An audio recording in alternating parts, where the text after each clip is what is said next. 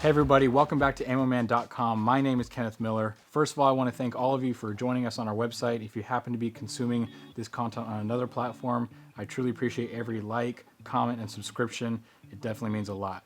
Today I'm joined with Matt Gibson from Ballistercraft Incorporated, and we're going to talk about how to set up your AR-15 rifle for hunting hogs at night. Before we get into the rifle setup, I want to do a proper introduction for Matt Gibson. I had the joy of meeting you sometime last year through some personal connections. So why don't you tell me a little bit about what your company offers some clients? Sure. So I've been running my company for about 8 years now, and what we try to provide is taking the instructor's experience from the military, our prior law enforcement, and we try to put that into more of a civilian atmosphere, hunting atmosphere, something that you could kind of utilize in a day-to-day life, right? So not everybody gets a chance to go out and be a law enforcement officer or be in the military, but everybody here usually has a chance to go out and hunt and shoot on ranges and things like that. So our goal was to take a military application of a rifle, equipment, and utilize that while hunting and training and actually putting that equipment to use and seeing the effects of what your equipment does in a real world situation. So a couple weeks ago, we had the opportunity to go out to Melon Creek Outfitters over in Refugio, Texas.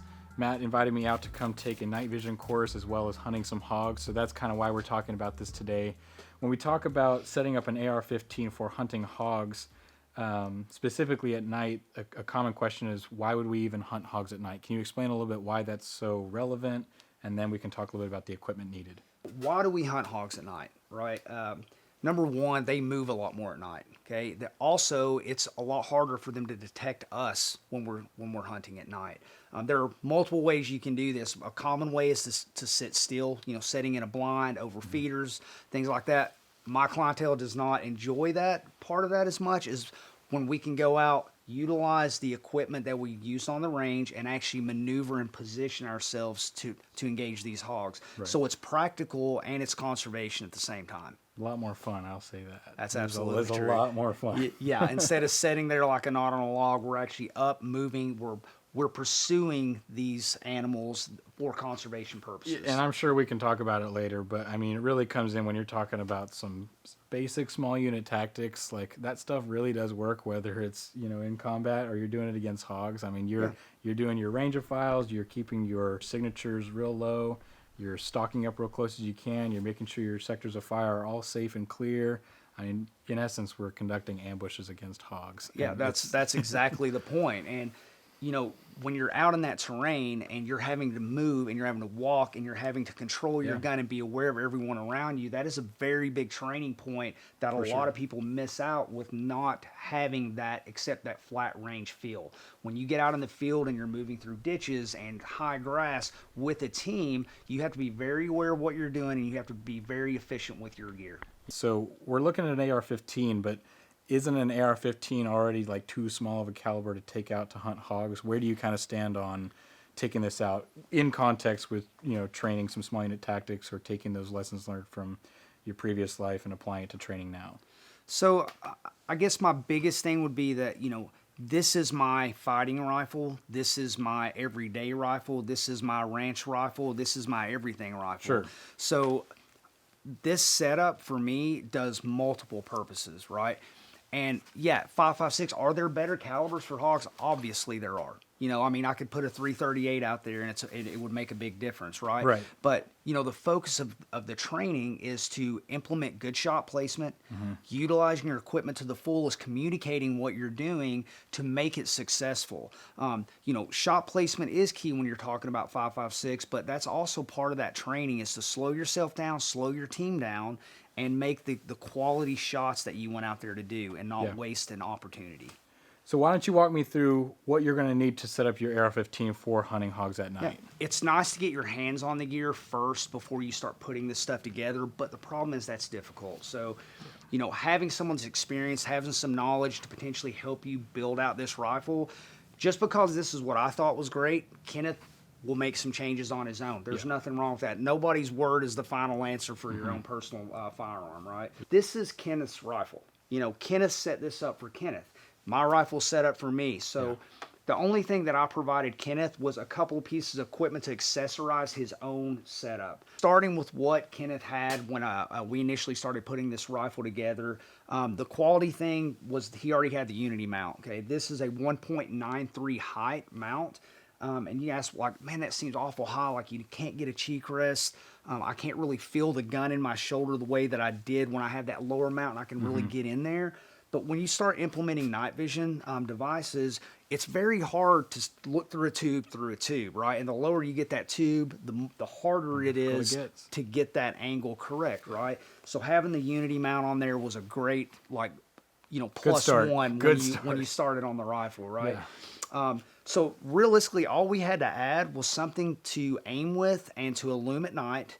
And we kind of upped it a little bit based off of some of the equipment that we put on here. Right. All right, so kind of working our way from the front of the Optic up. First thing we kind of run into here is our Unity hot button.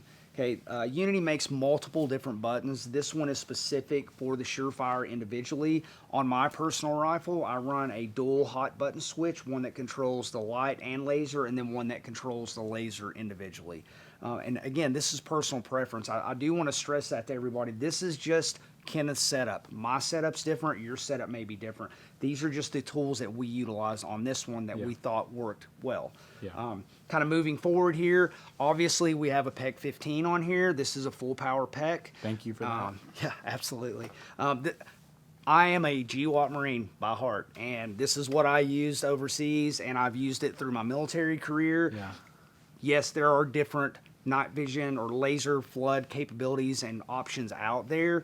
I just know this product, and I know the reliability, and it is proven time and time again. I'm sure we'll talk about it in future content, but like I love that unit because it's like so versatile. And we were looking at it out there and looking at all the different units, and they were all awesome out there. Yeah. But man, it was like super cool to be like, I can do any one of 8 different things with this unit. Right. As long as I know what I'm doing, I can do anything. It's highly programmable. It's got multiple functions. You can even change your laser pattern. You can put squares, triangles, all that stuff on there, which is really interesting, especially working in a group to identify who is who.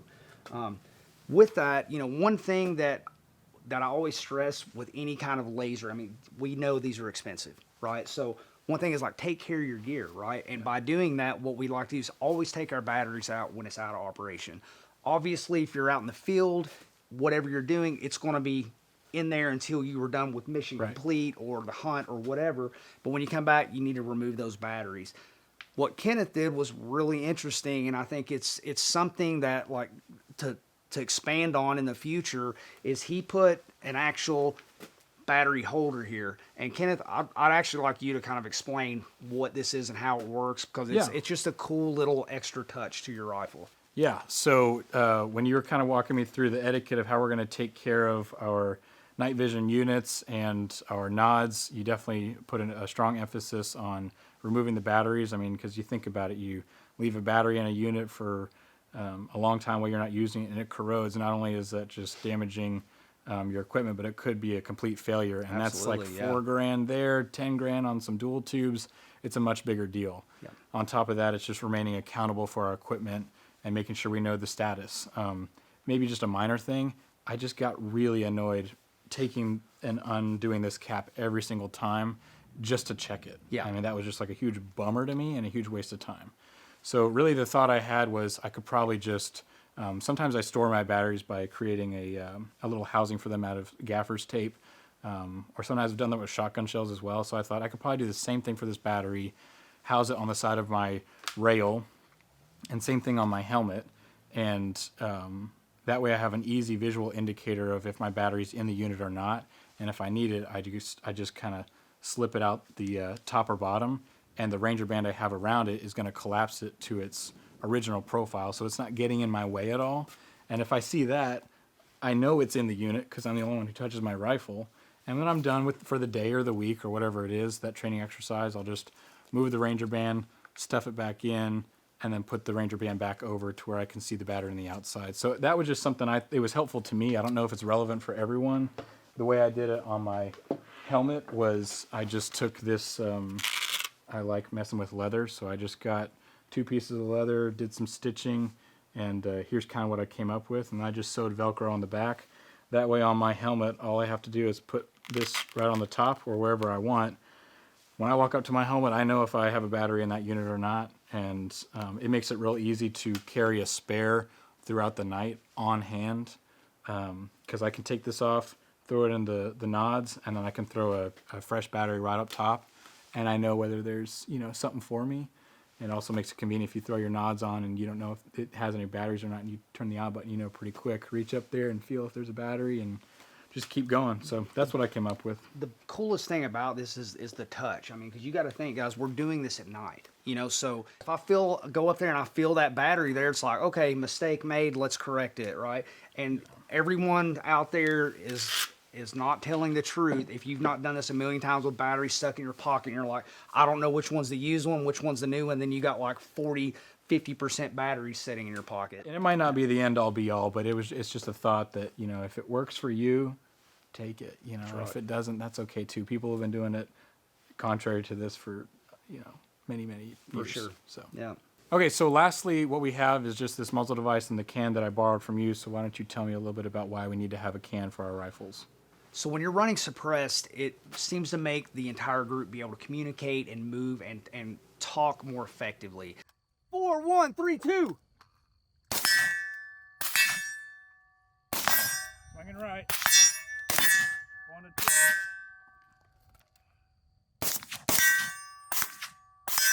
Nice. Safe and slung. Good job, guys.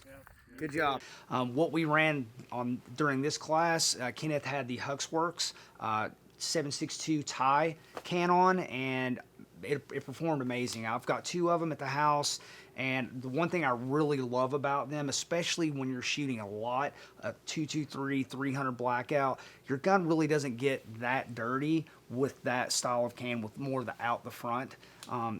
Which allows you to operate longer, which allows your gun to stay cleaner, which less malfunctions. Yep. That is my selection for running a can personally. I don't think I had a single malfunction. I had one, my bolt locked into the rear on one drill in the entire course, and that was it. And I just kind of reloaded and kept moving on, and it wasn't like it stayed in the chamber. It ejected. It just didn't lock back, so it could have been a magazine thing. Yeah. And I just kept moving on. So this rifle was, number one, highly effective, super easy to shoot. The can makes a huge difference. The brake alone made a good difference, but having the can on definitely helped out, and I think that's a significant point to harp on when you're hunting hogs. I mean, we could have done it without it, but when you have everyone suppressed, you're going to be able to run through more groups of hogs for sure. longer throughout the night. Yeah, a good example of that, you may have that engagement of hogs, and literally you're looking past that group of hogs a mile down the road, and you're like, wow, there's another group there. So running everyone suppressed would allow you to get multiple engagements with multiple groups that otherwise you would have spooked off on that first interaction with the first group of hogs. So true.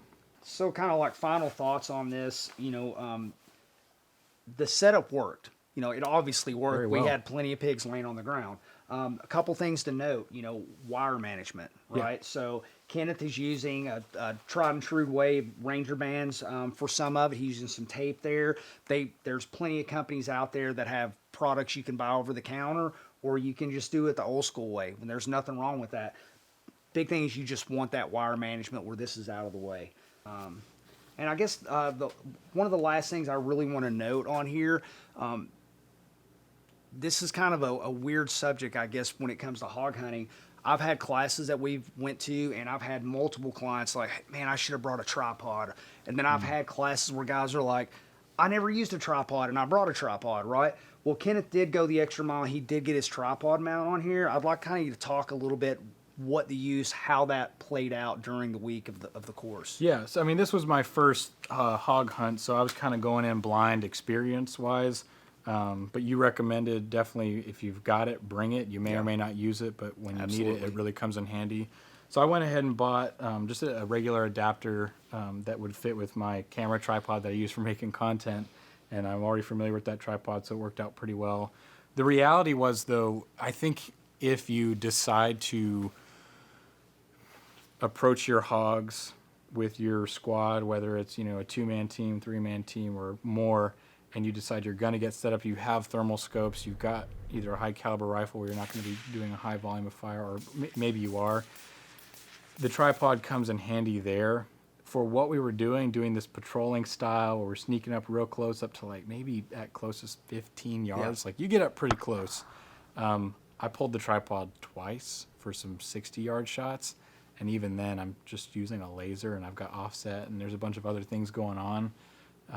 So I think you really have to pre-designate, like, how are we going to hunt these hogs? Right. Are we going to utilize the tripod or not? Because if not, you're just lugging around a tripod, and then you've got to also have some techniques and tactics, as it were, on using it, because it could be pretty loud. So I didn't use it very much, but the times I used it, it worked very well. I kind of want to keep testing it on the range, but I don't know if I'd ever use it for anything other than the hogs. Well, I think that's a valid point. When you start shortening down that range, you're shortening your swing time down by adding that tripod. So the dynamic approach to engaging the hogs and those kind of distances, it doesn't really format over well to running a tripod. Like you did cover, though, we had 1 or 2 clients that were down there that were running skeets on the front of their red dots, and basically a really nice Trigicon thermal, and they were able to effectively use those tripods in a group of 2 that were doing the same tactic, because they were implementing that together. Sure. Yeah, there was only one instance where I was like definitely wanted the tripod, and we're about maybe 40-ish yards away from an entire sounder of hogs, and I was like, man, a tripod would be great now because we're all set up, we're far away, they don't see us, I need something stable, and there just happened to be a fence line. So at that one point, I was able just to put my rail up on that barrier, have a super stable platform, squat back, and then just lay into those hogs, and that's kind of where we got a good couple of hogs. Yeah.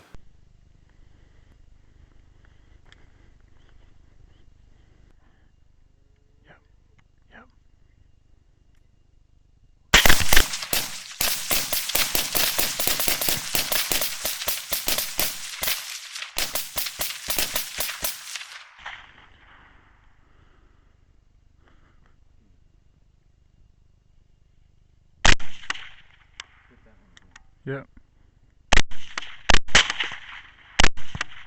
Oh, there. That one got it. That was kind of the only instance where I was like, maybe the tripod would have been great, but the reality is you're parking your side-by-side, which is loud, and then you're lugging it on foot, patrolling. It could be anywhere between a couple hundred feet to, a quarter mile. Yeah, I mean, we definitely moved some mileage the 3 nights we were out, for sure. Yeah. Well, it's definitely expensive, but having the right equipment set up on a gun in the right way for that shooter definitely makes hunting hogs a lot easier. So if you guys have any interest in this, be sure to reach out to Matt. I'm sure he can get you squared away. In other news, if you're like me, you love playing with his toys, but you don't love the price tag. So if you're interested, I went ahead and set up a rifle setup for night vision shooting for about 1/3 of the price that this rifle costs when it's all said and done. Stay tuned. In the future, I'm going to do a follow-up video going over a more economically minded version of this rifle, and we're going to put them head to head and see how they work out on the range, and even a little bit out of Texas. Yeah, I'm excited for everybody to see this. Me too. Very cool. All right, thank you guys for watching. I read all your comments, so be sure to leave some down below, and we'll see you next time.